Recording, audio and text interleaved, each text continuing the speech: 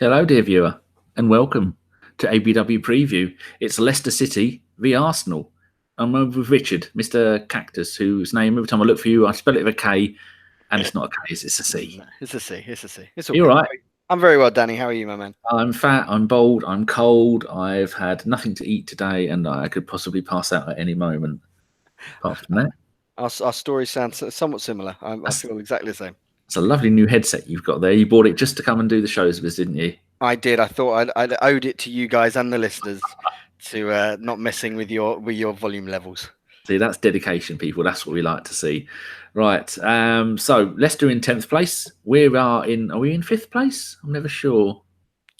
And I wrote this before today's games, so it doesn't matter if we're there 10th or not 10th anymore. They could be a little bit lower. We could be a bit higher. Oh, Richard, we should also have a moment's silence because Spurs lost at home for the first time ever. Mm-hmm. Okay, that's enough of that. That silence is done.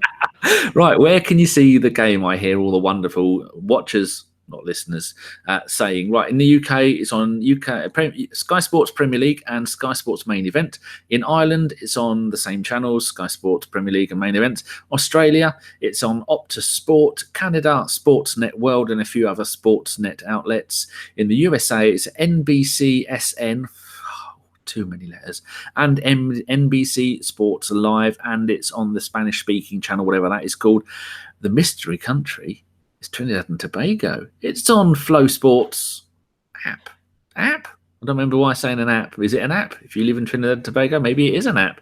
And this is one I've added in UK radio because the last two games I've missed, and I've had to try and find it on the radio. So this is actually on BBC Radio 5 live, and it's also on BBC Radio Leicester, if you can find that. But BBC have a new app called BBC Sounds. It's utterly bollocks, pointless and rubbish. It's the last one was so much better, but that's the BBC for you, using all your taxpayers' money. Right, Richard. Also, Danny, just to let you know, in Egypt, it's on beIN Sports. Is that the one with Keys and unfortunately, and Gray and their dark arts? Yeah, unfortunately, yes. Oh, that was dodgy stuff. Yes, so that's for all our Egyptian listeners. Hello, Rami Shaban and all your other fellow people. Come on, Pyramids FC. That's all I know. Honestly, no. Rami supports Zamalek, I think. Yeah, Zamalek. Yes, Pyramids are an absolute disgrace of a team. But I just like the fact they've got a pyramid on there. This isn't a Rami Shaban Wonderland. We need to get on with it. Right, head-to-head, Richard. Right, so the head-to-head, all our away games against Leicester in the last couple of seasons, we've last season we unfortunately lost 3-1, a result which I burned from my memory because I had no knowledge of that. We drew 0-0. The season before that was that crazy weird game where we won 5-2, which we normally only beat Spurs by, but you know, wonderful Sanchez hat trick. Yeah, that was a crazy game, and the year before that, another 1-1 draw. Well, so it's rather even, I guess. So yeah, what's that? 1 win apiece and 2 draws. Yeah. Current form?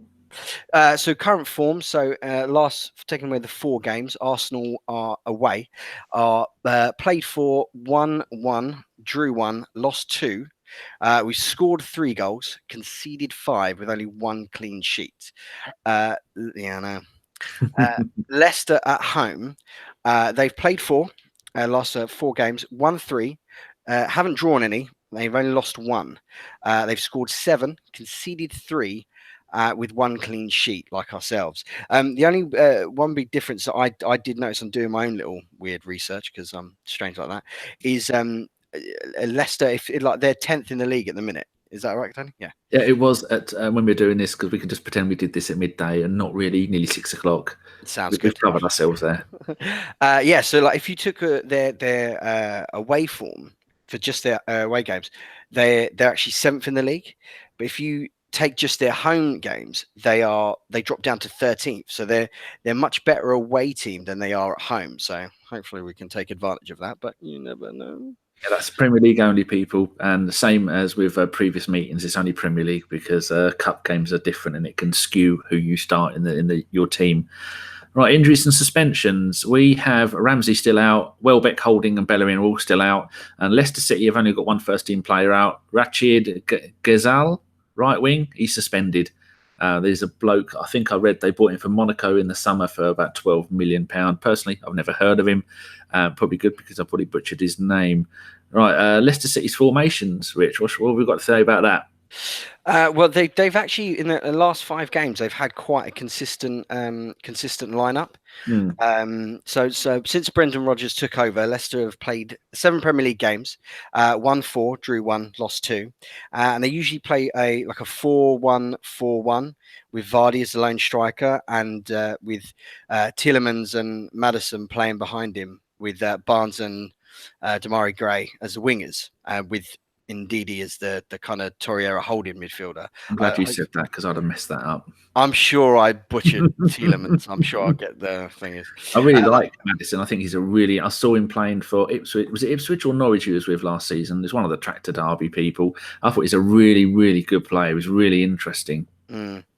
Like the only thing that's been an issue with them guys has been their centre backs. The 2 centre backs have been a mix of Captain Morgan and his run, and Maguire, who just served a 2-match ban.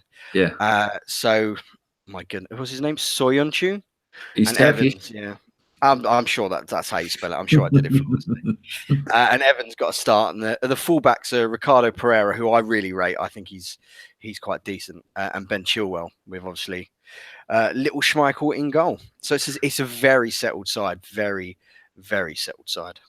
Yeah, the only thing that might change from that is you in some of your notes before you made some notes. You were saying that their bloke, who is it, the one who's just come back from injury? Mark Albrighton had he came back from a long-term injury, and he started.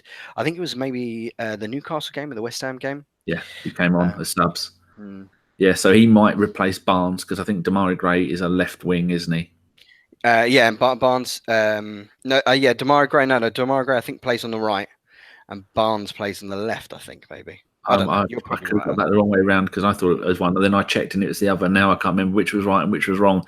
But either way, I think Albrighton should start because if you look at their players to look out for, Peter Schmeichel, 35 Premier League games, 8 clean sheets, and only conceded 47 goals. Now, that's in previous games. Before they had Brendan Rodgers, they had Claude Puel they had before? Didn't like him.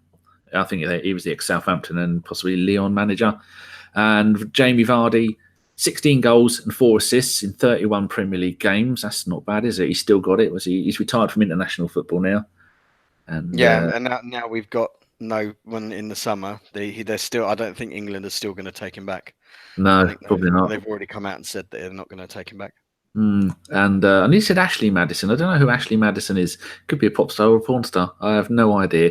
Maddison is an attacking midfielder. He has 7 goals and 6 assists in 33 Premier League games for a first season. That's really bloody good, isn't it? Yeah, he's been really, really impressive. He's someone I've coveted for Arsenal, but I don't know if he'd cost a pretty penny nowadays. I don't know if because obviously you got the English premium that you'd have to pay for him. So. It's only us that pay that. They didn't pay it when they got him. Yeah, but he reminds me a little bit of Jack Wilshere, the way he runs. And he's kind of vision. Jack's actually played, I don't know if he played today, but I know he made his comeback for West Ham last week. And hopefully he played today because that means they'd have won both games that he played. He was on the bench. I know that much. Oh, good. Lovely. Right. Damari Gray, I've put left wing here, but it could be either.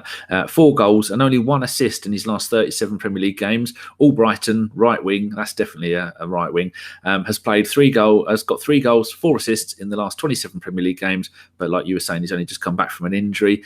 We've got a new section, people. Just because not last week, I didn't do one for the Wolves game because we did too many shows in a row and I didn't have time. But for the Crystal Palace game, we had a little laugh at Benteke not actually scoring a goal in a whole calendar year and only having like 4 goals in 2 Premier League seasons. So Benteke, you're shit. What do? Started him, scored a goal, got an assist, turned his inside out. So we've got a new section, Richard, called Shit Striker Watch, haven't we? Yeah. It's the Arsenal curse. If ever you want to break your duck, come and play the Arsenal. So who's the 2 strikers we've got to watch out for? So we've got Okazaki, 0 goals in 20 games, and Kelechi Iheanacho, who has 1 goal in 29 games. So, put your money. Was it triple captain them in your fantasy leagues, boys? Yeah. So if you're watching Brendan Rodgers with your big schnoz, play those two up front, hat trick each. That's how it works. Don't even bother with Vardy. Vardy's too good for us. Just play your worst players. In fact, you don't even have to play them up front. Play them wherever you want. Right. Is from anything else from your notes that you want to cover before we start talking about the game? No. I haven't got anything else. I think we've covered most of the bits and pieces. So what sort of formation do you think we're going to go for, considering we're at home to Valencia this Thursday? I think he's going to go 3 at the back. I think he's Mm. going to continue where we kind of left off against Wolves. Is because Socrates is back for this game as well, isn't he? He's finished his suspension, isn't he, as well? Silly boy. So yeah, I don't know if he might have rest Koscielny maybe, and maybe rest a few people for it. I don't know if you'll see like Jenkinson come back into the squad or something like that to kind of minimise the Conservatives thing. But I think 3 at the back. I think he's going to go 3 at the back. I'll just check the Premier League and we're 6th. There you go. No, not we're 5th. Now that Spurs have lost and Man United lost their last 2 games in a row and Chelsea are doing shit, Spurs were the only team that for me had get almost guaranteed 3rd place. Now, if we win against Leicester, which isn't a given thing with our ability playing away, would you? Because after the Wolves game, I thought that's it. The league is over. We're going to have to concentrate on the Europa League. But now that Spurs have lost, it's all back on again, isn't it? So, do you think Emery's going to have to take that into consideration and go, "Well, actually, we could still maybe try and go for 3rd or 4th"? I think either which way, I think his priority was always going to be the Europa League. That's what he's good at. That's what he's got history with. I think he's. I think one of the guys on one of the shows earlier in the season said about like when he was at Sevilla, and like literally the league form would just tail off towards the end because the focus was solely on the Europa League. So I still think fourth place is, we could still get 4th place just because United and Chelsea are so erratic, and hopefully there's their game later on this afternoon will be. Is it this afternoon or tomorrow? What? Chelsea and Man United. I will have a little looky poo. That is tomorrow at 4:30 on somewhere. Well, hopefully that ends in a 0-0 draw and a 22-man brawl and a points deduction. That's exactly what I want. Yeah. So you're edging on the side of caution and going for the Europa League, concentrating on it, because Valencia, they're not the greatest team, are they? Their away form is 6-6-5, and they've lost 2 out of the last 3 La Liga away games, and they've got a goal difference of -2 away from home. So I think I agree with you that I would rest a few players. Yes, it's a tough one, because what do you do? Do you because they need some form of confidence. They need a pick me up. We were our last 2 games have been so bad, and they looked really leggy and weary in that second half against Wolves. So I'm thinking maybe keep their powder dry, keep them fresh. We're good enough to beat even, without going whole hog. We're good enough to beat Leicester, and then hopefully send it all out against Valencia. Like you're saying with the league, historically, Emery's clubs have had terrible league form coming up to the latter stages of the Europa League.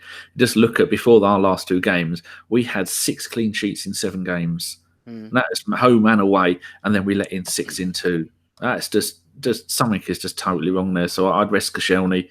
About the right back situation, Jenkinson had a night. If you play 3 at the back, you can't play Jenkinson at right wing back, can we? It's going to have to be Maitland-Niles. Yeah. Oh, yeah, definitely. I think look, I don't want to rag on Jenkinson, because I'd be doing the exact same thing if I was being employed to play for the Arsenal. Do you know what 45 I mean? A week, I'll do whatever you want. Yeah, hell yeah. But, but like there was like this weird rose tinted glasses view of Jenkinson because he wasn't playing, kind of thing. So but yeah, he's not good, nowhere near good enough. So yeah, I mean, can you imagine though if Emery plays the conservative tomorrow, and he gets injured, God forbid. See, that is something to worry about. So maybe just go for a back four. But I think it's going to be Mavropanos and Sokpap definitely in the back four. Maybe rest Monreal left back. If you want to rest Monreal and Koscielny because they're both getting on a bit, maybe you are going to play 3 at the back with wing backs because then you can play Kolasinac left wing back, Maitland-Niles right wing back. And then what we need to do, the lesson we've learned from the last 2 games is we need to get the ball to Ozil, because Ozil then gives the ball to Lacazette. Lacazette has had 1 shot on target in the last two Premier League games.